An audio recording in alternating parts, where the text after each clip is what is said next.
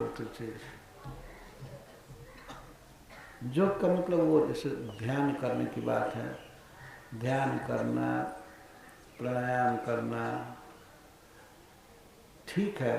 इसका प्रवचन कई लोग सुनते हैं, लेकिन सुने वे लोग जिनके कानों में कंकड़ डलवाने की आदत है। ये शब्द ही वास्तविक ढेला है, मारो मारो। कुछ वक्ता आया करके और लोगों के कान में पत्थर डालते हैं, पर फिर भी उसी पत्थर को, उस कंकड़ को वो लोग बड़े प्रेम से ग्रहण करते हैं, क्योंकि पंडाल भरा रहता है। पसंद है तब ना, उनको वही पसंद है। लेकिन वैष्णवों को जिस सभा में, जिस वक्ता के मुख से भगवान के नाम, रूप, गुण, जस, सुंदरता आदि का वर्णन नहीं है, उसे नहीं सुनना चाहिए। सूरदास जी गोपियों के तरफ से ये तर्क प्रस्तुत कर रहे हैं। कुछ जिन कानों ने श्री कृष्ण के बांसुरी के शब्द को सुना है, कैसे दूसरा शब्द सुन सकते हैं? जिन आँखों ने भगवान श्याम सुंदर के चरण से और मस्तक तक के सौंदर्य को देखा है, वे कैसे दूसरे को देखेंगे? आजकल बहुत प्रचार है, पहले से ही था कि आंख बंद करके और लाइट का ध्यान करना चाहिए। गोपियों ने तो एक जगह कहा है कि उद्धव, हम तो पहले से ही विरह की आग में जल रहे हैं और ऊपर से और लाइट देख करके जल रहे, ये क्यों जला रहा है? हमको शीतलता चाहिए। लाइट में ताप होता है ना।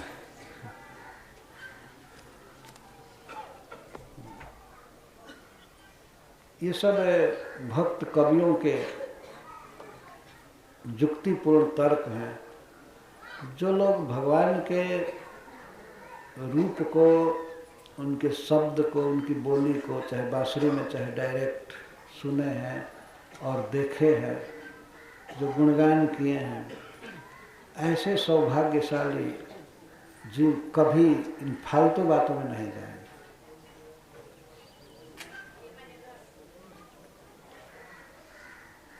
किसी भी सभा में जहाँ भगवान के गुण का वर्णन हो रहा है तब तो ठीक है, ये अमृत है, और बाकी सब बकवाद है। बकवाद माने बक का अर्थ तो बगुला। बगुले जब पेड़ पर बैठते हैं तो बोलते हैं बा बा बा बा बा करे बच्चा बका। ब करता है, उसको बक कहते हैं, बगुला। तो बोलने लगते हैं। शाम के समय जब जुटते हैं पेड़ पर जहाँ रहते हैं तो बोलते रहते हैं। उसका कोई मतलब नहीं होता है। कोई ध्यान से सुने कि इसका क्या मतलब हुआ, इसका परपोर्ट क्या हुआ, क्या अर्थ होगा उसका। उसको बकवाद कहते हैं, भोजपुरी में बकवास कहते हैं। वाद द को ही सब बोला जाता है, बकवाद, व्यर्थ, व्यर्थ बोलना। एक व्यक्ति से मैं पूछा, एक दिन गया था किसी सत्संग में, प्रवचन होने वाला था, तो आकर के बताया कुछ लड़कों से, बहुत सुंदर प्रवचन हुआ, बहुत सुंदर प्रवचन हुआ, बहुत सुंदर कथा हो रही थी। तो हमने पूछ दिया कि तो उसमें से,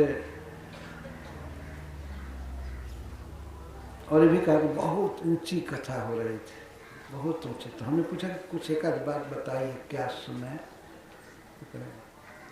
अरे महाराज, इतनी ऊंची कथा थी कि हमारे दिमाग में एक भी कुछ नहीं समझ में आया। तो तब समझ में नहीं आया, तो नीची कथा थी कि ऊंची थी, ये कैसे निश्चय किए? तब वो क्या कहे, कैसे जानते हैं कि बहुत ऊंची कथा थी? तो बहुत लोग जुटे थे, बहुत लोग तो अभिनेताओं के संग भी जुट जाते हैं। सिनेमा का एक्टर आता है तो वहाँ देखिए हजारों की भीड़ होगी, तो इसका मतलब कोई बहुत अच्छी बात बोलता है। भीड़ ही नहीं बताती है कि बहुत अच्छी कथा है। अच्छी कथा का स्टैंडर्ड यह है कि जिसमें भगवान कृष्ण के रूप की चर्चा हो और गुण सौंदर्य आदि की चर्चा, ऐश्वर्य की चर्चा, दया की चर्चा, और भगवान का जीवों के साथ क्या संबंध है उसको बताया जाए, और जीव भगवान कृष्ण से प्रेम करे, प्रेम कैसे किया जाता है, भक्ति के कौन कौन अंग हैं, कैसे भक्ति की जाती है, इन सब बातों में दम है, ये ठीक है, बाकी सब बकवास है।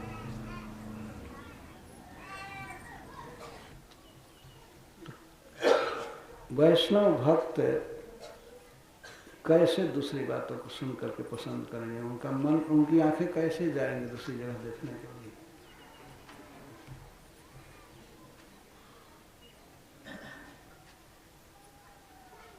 तो सूरदास कहते हैं कि श्यामा मोहन के यह गुण विविध गुण है। श्यामा श्री राधा रानी मोहन के विविध गुणों को गिनती हैं, अथवा सूरदास श्यामा और मोहन के, मतलब राधा और मोहन के विविध गुणों को गिनते हैं। कनक लता ते उपजन मुक्ता सतपद रंग चुनाय।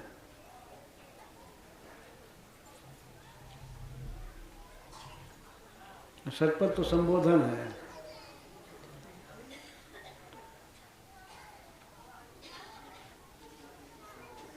सोने की लता से कहीं मोती उत्पन्न नहीं होता, इसका क्या मतलब है?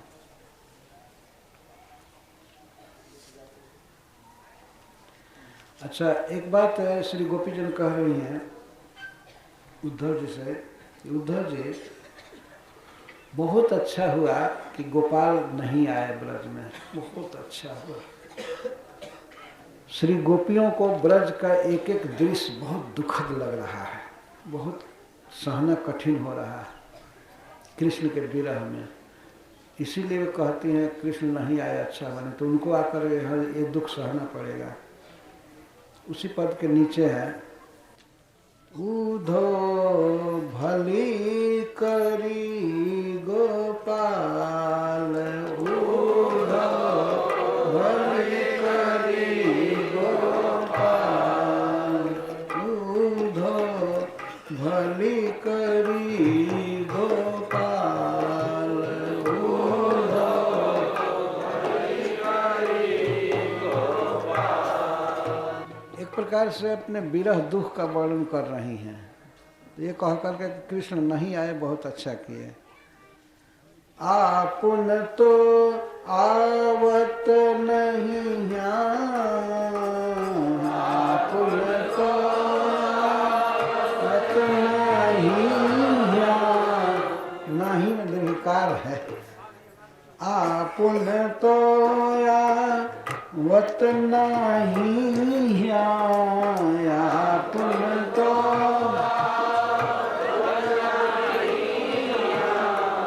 वहाँ रहे यही काल,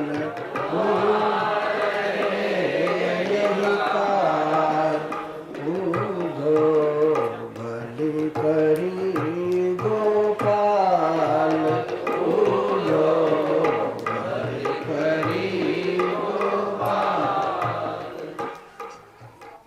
कृष्ण को बुलाने का एक तरीका है, बहुत अच्छा किए, वहीं रह गए।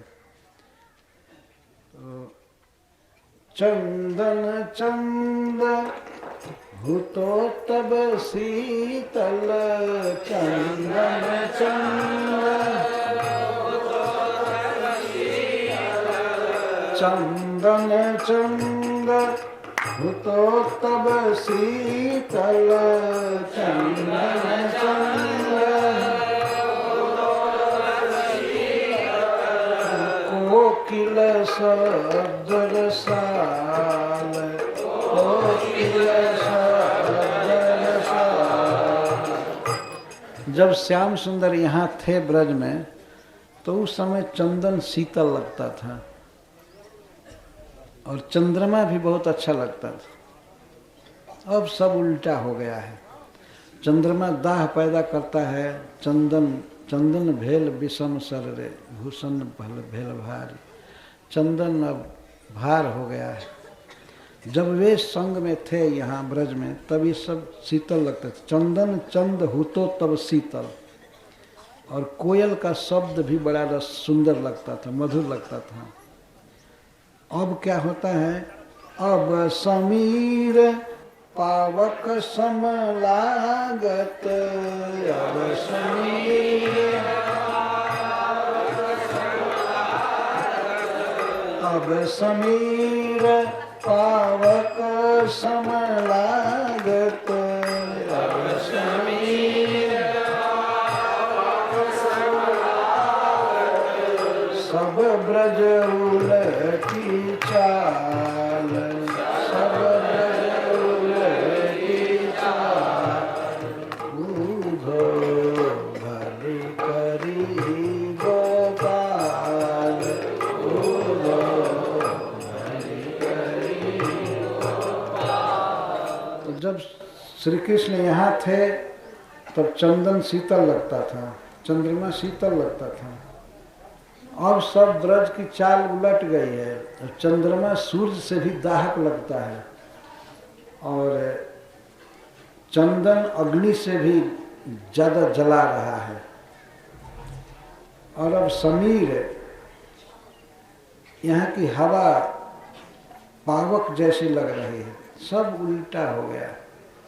विरहिणी को विरह में चंद्रमा दुखद लगता है, कोयल की बोली बहुत खराब लगती है, तो प्रियतम साथ में नहीं है तो सब कुछ से उल्टा लगता है।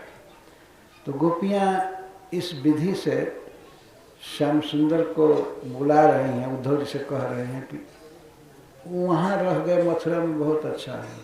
हो सकता है मथुरा में चंदन शीतल लगता होगा, चंद्रमा शीतल रहता होगा, लेकिन यहाँ तो चंद्रमा आग उगल रहा है सीधे। विषसंयुक्त निज कर निकर पसारी, जारत बिरहवंत नर नारी। चंद्रमा वास्तव में एक सब समय एक ही रहता है, लेकिन अपने अपने भाव के अनुसार जब कोई स्त्री विरह में होती है या कोई विरह में रहता है तो उसको चंद्रमा का उगना अच्छा नहीं लगता है, जलाता है। उसे वो दिन याद आता है कि इसी चंद्र प्रकाश में मैं अपने प्रियतम के साथ थी, तो वो चंद्रमा सुख देता है। कोई भी सुख के समय में वस्तुएं सुख देती हैं, लेकिन जब विरह हो जाता है तो वही सुखद वस्तुएं फिर दुख देने लगती हैं।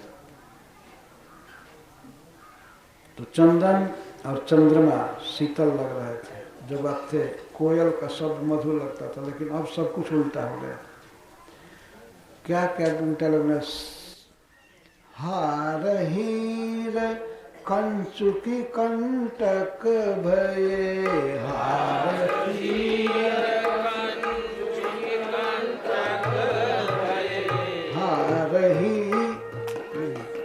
हार चीर कंचुकी कंटक भये, हार चीर कंचुकी कंटक भये, तरनि तिलक भय भाल, तरनि तिलक भय भाल, सेज सिंह गृह तिमिर कंदरा, सेज सिंह गृह तिमिर कंदरा, सर्प सुमन मणिमाल, सर्प सुमन मणिमाल, उधो भली करी गोपाल, उधो भली करी गोपाल। अब इस ब्रज की सब चाल उलट गई। इस समय हार और चीर, चीर मैंने साड़ी, हार साड़ी और चोली, ये सब कंटक हो गए, ये सब सुख नहीं दे रहे हैं। श्री कृष्ण जब यह थे तो सब सुखद थे, लेकिन हार चीर और कंचुकी कंटक भय, तरन तिलक भय भाल। और जब हम तिलक देती हैं वो तिलक दे नहीं पाती हैं, क्योंकि भाल पर तिलक देना सूर्य के समान जलाता है। तरनी तिलक भय भाल। भाल के तिलक तरनी हो गए, सूर्य हो गए। सेज सिंह, और हमारी सज्जा जिस पर मैं पहले सोती थी, जब प्रियतम श्याम सुंदर यहाँ थे ब्रज में, तो सुखद लगती थी। लेकिन वो सेज सज्जा बाघ हो गई, सिंह हो गई, काटने दौड़ती है उस सज्जा पर, हम कभी नहीं सो पाती हैं, बहुत बुरा लगता है। गृह तिमिर कंदरा, और घर अंधकार से भरी हुई गुफा के समान लगता है, भयानक लगता है। सर्प सुमन मणिमाल, और जब हम मणि की माला देखती हैं, उसे लगाना चाहती हैं, तो सर्प जैसा भयावह लगता है, उसे डरती हैं लगाने में। सेज सिंह गृह तिमिर कंदरा, सर्प सुमन मणिमाल, उधो भली करी गोपाल। नहीं आए अच्छा हो, नहीं तो वो आएंगे तो उनको भी ऐसा वैसा लगेगा। उनके आते ही वास्तव में सब कुछ ठीक हो जाएगा, लेकिन इस बात को न कह करके वो कहते हैं नहीं आना ठीक है, वहीं रहे मथुरा में आराम से रहेंगे। फिर सज्जा पर सोएंगे तो उनको भी बाघ जैसा लगेगा, इसलिए अच्छा है उधर ही रहे। भली करी गोपाल, गोपाल अच्छा किए।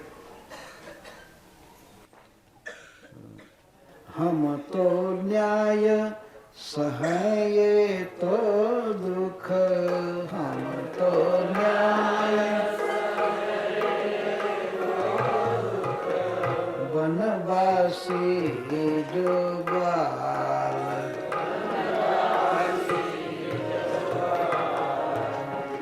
ये तो उचित है कि हम यहाँ रहें, हम ये सब दुख सहें, क्योंकि हम वनवासी हैं, वन में दुख सहे हैं। वनवासी जो ग्वाल, एक तो वनवासी हैं और गाय चराना काम है, तो सब दुख सहेंगे, हम तो सह लेंगे, हम तो ये सब दुख सहेंगी, क्योंकि दुख सहने का अभ्यास है। तो क्या कृष्ण को अभ्यास नहीं है? नहीं, अब राजा हो गए, अब दुख नहीं सह पाएंगे।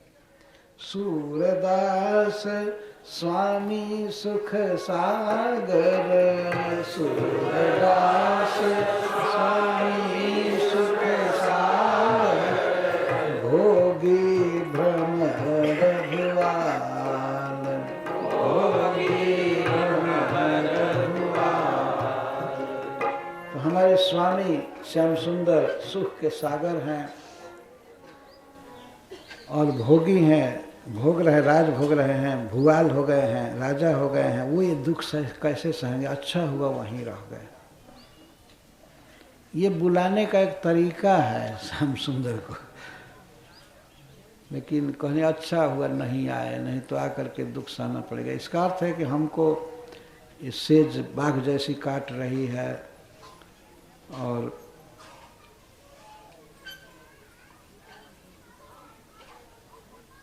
हार साड़ी कंचुकी ये सब कंटक हो गए।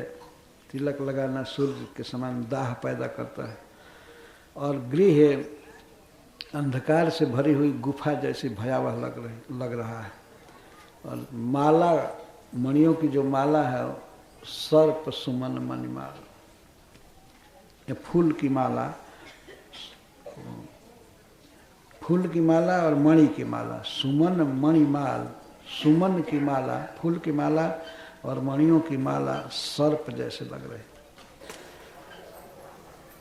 यह एक उक्ति का प्रकार है, किस तरह से अपने प्रियतम को बुलाना चाहती हैं। यह कहकर के नहीं आए अच्छा किए, तो आने पर सब जलना पड़ेगा। श्याम सुंदर के आते ही सब परम सुखद हो जाएगा। यह भाव है कि जब ही आप आएंगे ब्रज में, तभी सब कुछ ठीक हो जाएगा। अतः हे प्रियतम आप आइए, भाव ये है।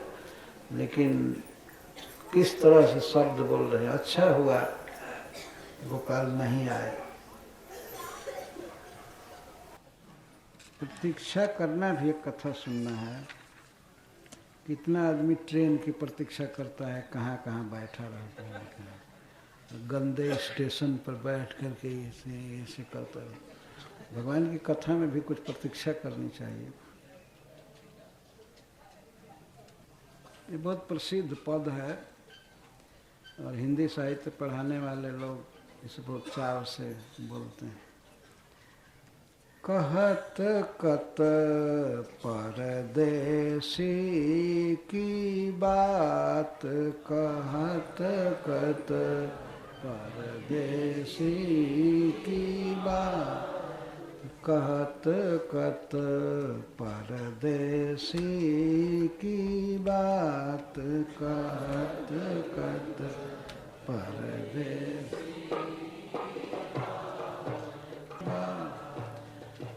उद्धव जी से श्री गोपीजन कह रही हैं कि अब क्यों उस परदेसी की बात करते हैं, अब तो मथुरा वाले हो गए ना, अब वन में गाय चराने थोड़े आएंगे, क्यों आप चर्चा कर रहे हैं। कहत कत परदेसी की बात। श्री कृष्ण वास्तव में परदेसी नहीं हैं, ब्रजदेसी हैं, लेकिन अभी शहर में चले गए हैं, बड़े शान शौकत से रह रहे हैं। तो कहत कत परदेसी की बात, मैं पहले अर्थ कर लेता हूँ। गाने से समझ में नहीं आता है, कहने से समझ में आता है। मंदिर अरध अवधि हरिहंसो, हरि आहार चली जाए, बदी हमसो। मंदिर अरध अवधि बदी हमसो, हरि आहार चली जाए। श्री कृष्ण हमसे यह कह करके गए कि हम 15 दिन में आ जाएंगे। 15 दिन को एक पक्ष कहा जाता है, पाक। और जो घर बनाया जाता है तो घर के भी 2 पाक होते हैं। जैसे अंग्रेजी में भी विंग कहते हैं कहीं कहीं, ए विंग, बी विंग, और विंग माने पाक, पाक। तो मंदिर अरध अवधि बदि हमसम, हरि श्री कृष्ण हमसे कहे कि हम घर के आधे आ जाएंगे, माने एक पाक में आ जाएंगे। मंदिर अरध, मंदिर माने घर, घर के आधा एक पक्ष में आ जाएंगे। लेकिन हरि आहार चली जाए। अभी समय सिंह का आहार मांस बीत रहा है। 15 दिन में आने को कह करके गए तो हरि आहार चली जाते। हरि का सिंह, हरि माने सिंह या बाघ होता है, बाघ का आहार बीत रहा है, मांस बीत गया। मांस न कह करके सीधे हरि आहार कह रहे हैं। पूरा पद ही इस तरह से साहित्य के गुण से भरा है। शशि रिपु बरस, सूर रिपु जुग बर, हर रिपु किए फिरे घात। शशि का, चंद्रमा का शत्रु वर्ष जैसा लग रहा है। चंद्रमा का शत्रु है दिन। दिन में चंद्रमा का प्रकाश फीका हो जाता है, यह उगता ही नहीं। तो शशि रिपु बरस, दिन वर्ष जैसा लग रहा है। और सूर रिपु जुग सन, सूर रिपु रात को कहते हैं। सूर माने सूर्य, सूर्य का दुश्मन रात। तो शशि रिपु वर्ष और सूर रिपु जुग सन, जुग जैसा बीत रहा है। रात जुग जैसी बीत रही है और दिन वर्ष जैसा। हर रिपु किए फिरे घात, और हर रिपु शिव जी का शत्रु कामदेव ये प्रहार किए फिर रहा है। शशि रिपु बरस, सूर रिपु जुग सम, हर रिपु फिरे किए घात। मघपंचक लय गए, मघपंचक लय गए श्याम घन, आय बनी यह बात। तो मघपंचक लय गयो सांवरे, सांवरो। मघा से प्रारंभ करके 5वां महीने तो उसको मघपंचक कहेंगे, अर्थात चित्रा। चित्रा माने चित्त, चित्त ले गए। मघपंचक ले गए सांवरो, चित्त ले गए, चित्त ले गए।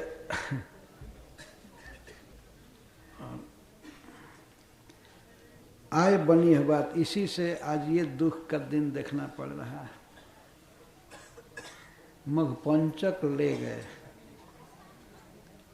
और नखत वेद ग्रह जोरी अर्ध करी, को बरजय हम खात।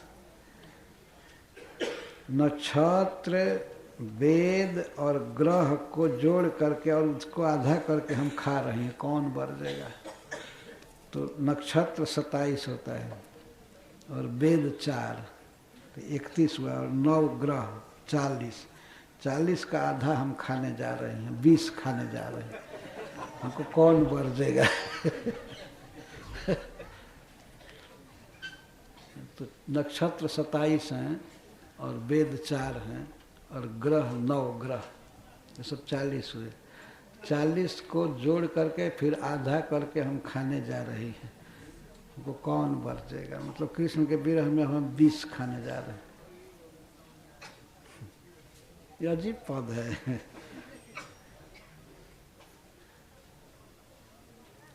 सूरदास प्रभु तुम्ही मिलन को कर मीणति पछतार। सूरदास जी कहते हैं, हे प्रभु, गोपियाँ कहती हैं कि हे प्रभु, हे श्याम सुंदर, हम आपसे मिलने के लिए आपके वियोग में हाथ मल करके पछता रही हैं। कर मेणा ही पछता, कहत कत परदेसी की बात। थोड़ा सा साहित्य रस भी आना चाहिए, इसलिए मैं इसको लिया। कहा मंदिर अरध अवधि बदी हंस, बदी मैंने कह करके, हरि आहार चली जात। 15 दिन कह कर गए और मास बीत रहा, चली जात। शशि रिपु बरस सूर रिपु जुग सम, हर रिपु किए फिरे घाट। मघपंचक लय गए श्याम घन, आय बनी यह बात। नखत वेद ग्रह जोरी अर्ध करी, को बरजय हम खात। सूरदास प्रभु तुम ही मिलन को कर मीणति पछतात। मानो सूरदास जी भी निवेदन कर रहे हैं कि हे प्रभु, आपके विरह में गोपियां मर रही हैं, पछता रही हैं, आपको जाना चाहिए। लेकिन सूरदास जी इसमें तुलसी डाले हैं। कभी जब अपने नाम को किसी पद में डालता है तो उसको तुलसी कहते हैं। वो उस पद में अपने को भी भगवान को समर्पित करता है। जैसे तुलसी डाल करके भगवान को रोटी या भात या खीर अर्पित किया जाता है, तो ऐसे पहले परंपरा थी कि अपने को समर्पित कर देते थे। कहे रत्नाकर, प्रत्येक कवित्त में रत्नाकर जी ऐसी बात लिखे।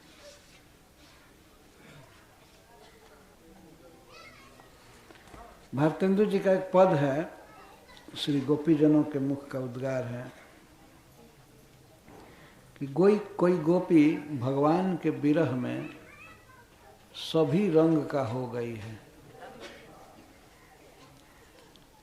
सब रंग का बन गई है। तो वे कहते हैं, उमड़ी उमड़ी दृग रोवत अबीर भय।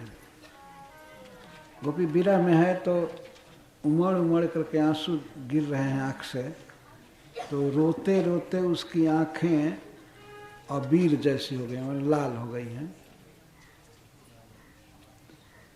अबीर के रंग की हो गई हैं। तो अबीर का एक रंग हो गया शरीर में।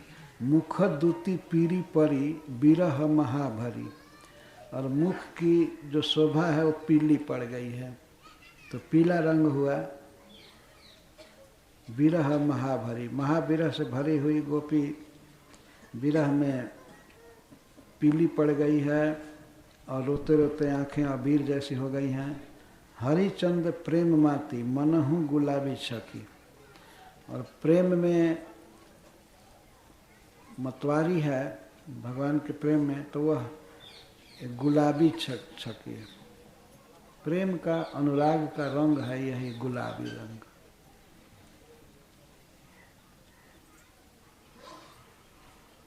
तो गुलाबी रंग है। काम झर झांकरी से दूती तन की करिए, और काम से, श्री कृष्ण से मिलने की जो लालसा है वो विरह, इससे झुलस करके काली पड़ गई है।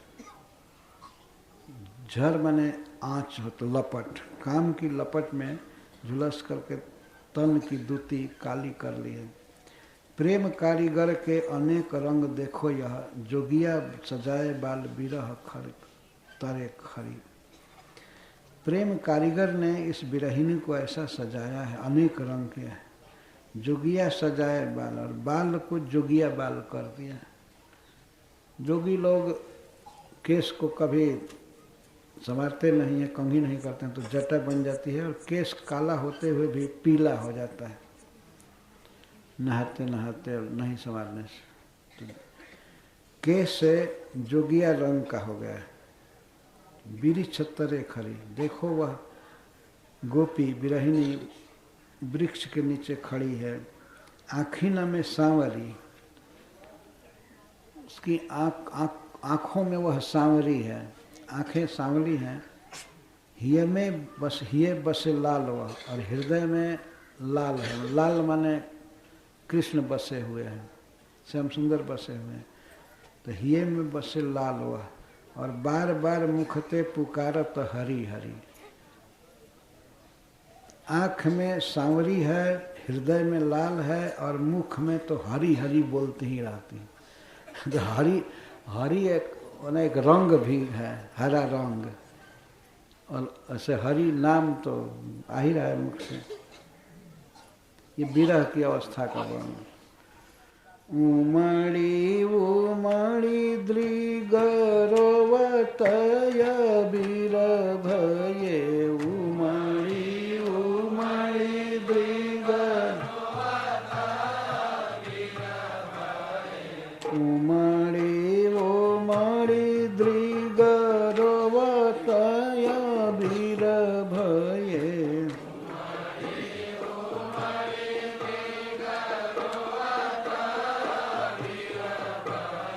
मुख दूती पीरी परी बिरह महाभरी, मुख दूती पीरी परी बिरह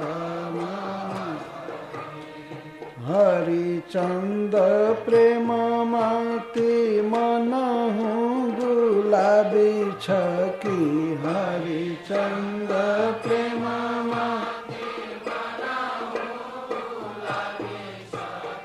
काम झर झकरी से दूती तन की करी।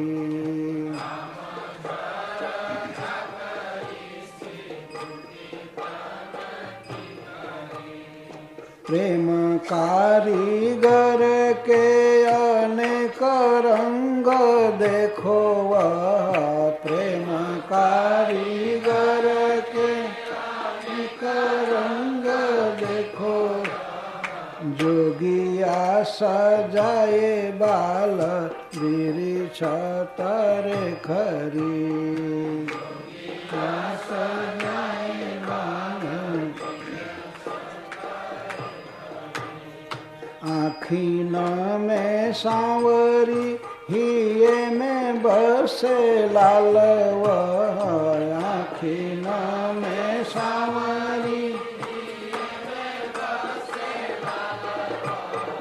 आँखिना में सांवरी, हिये में बसे लाल वह, आँखिना में सांवरी। बार बार मुख ते पुकारत हरि हरि, बार बार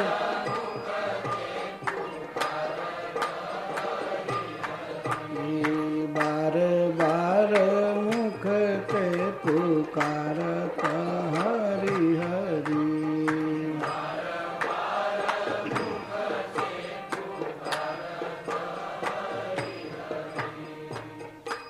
आँखिन में सांवरी, हिये में बसे लाल,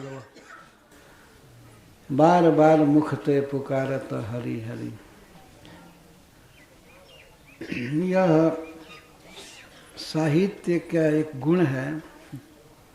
मुख से बार बार हरि हरि पुकार रही है, तो मुख में हरि है, ग्रीन है, हरे कृष्णा कृष्णा कृष्णा हरे हरे, हरे राम बार बार मुखते पुकारत हरि हरि। बार बार वो गोपी पुकार रहे, हे हरि हे हरि हे हरि, हे श्री कृष्ण, हे श्याम सुंदर, हे प्रियतम। इसको भारतेंदु जी कैसे सुंदर तरीके से लिख रहे हैं। बार बार मुखते पुकारत हरि हरि। और उधर सांवरी लाल और जुगिया रंग, पीला रंग, अबीर रंग, प्रेम कारीगर के अनेक रंग देखो। यार उस गोपी को कौन सजाया है? प्रेम कारीगर। कृष्ण प्रेम ही एक कारीगर है जिसने उसको ऐसे सजा दिया है, आंख को लाल कर दिया है। अबीर, आंखें अबीर कैसे हो गई हैं? रोवत, रो रही है, आंसू उमड़ रहे हैं, तो उमड़ी उमड़ी दृग, दृग माने आँखें, आँख उमड़ी उमड़ी दृग रोवत अबीर भय। मुख दुति पीली परी बिरह महाभरे, महाविरह से भरी है तो मुख बिल्कुल पीला पड़ गया है। तो अबीर का रंग और मुख पर पीला रंग, गिनी कितना रंग है बिरहनी गोपी में। हरिचंद्र प्रेम माती मनहु गुलाबी छकी, काम झर झाकर ऐसी दुति तन की करी। यहाँ तक 4 रंग हुए ना। प्रेम कारीगर के अनेक रंग देखो, वह जोगिया सजाए बाल बीरी छतरे खड़े। जोगिया सजाए बाल, बाल का अर्थ केश भी हुआ, बाल का अर्थ हुआ बाला, वह स्त्री। जोगिया सजाए बाल बीरी छतरे खड़े। आखिन में सांवरी हिये में बसे लाल, वह बार बार मुखते पुकारत हरि हरि। हरा रंग भी आ गया, और लाल और सांवला रंग और काला रंग भी झुलस गई है भगवान के प्रेम में, विरह में।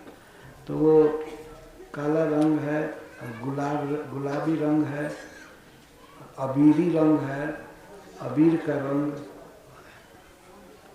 और पीला, 7 रंग है। इंद्रधनुष में 7 रंग होते हैं, तो 7 रंग से प्रेम कारीगर सजा दिया। भगवान के प्रेम में इस तरह से शरीर की दशा हो गई। श्रीमद् भागवत के आधार पर ये सब कवित्व लिखे गए हैं। राधा रानी हटा रही मधुकर को, भंवरे से बात कर रहे हैं इस पर। मधुकर हो हूँ यहाँ ते न्यारे, मधुकर हो हूँ यहाँ ते न्यारे, मधुकर हो हूँ यहाँ ते न्यारे, मधुकर हो हूँ यहाँ ते। न्यारे मतलब दूर, यहाँ से दूर हटो, जाओ मथुरा, मथुरा में जाओ, यहाँ क्यों आए ब्रज में। मधुकर हो हूँ यहाँ ते न्यारे, मधुकर हो हूँ यहाँ ते न्यारे। तुम देखत तन अधिक तपत है, तुम देखत तन, तुम देखत तन अधिक तपत है, तुम देखत तन अधिक तपत है। अरु नैनन के तारे, अरु नैनन के तारे, मधुकर हो हूँ यहाँ के न्यारे, मधुकर हो हूँ यहाँ के। हे भ्रमर, मधुकर का तो मधु बनाने वाला, हे मधुकर यहाँ से पहले तुम दूर जाओ, हमारे चरण के पास से हटो। तुम देखत तन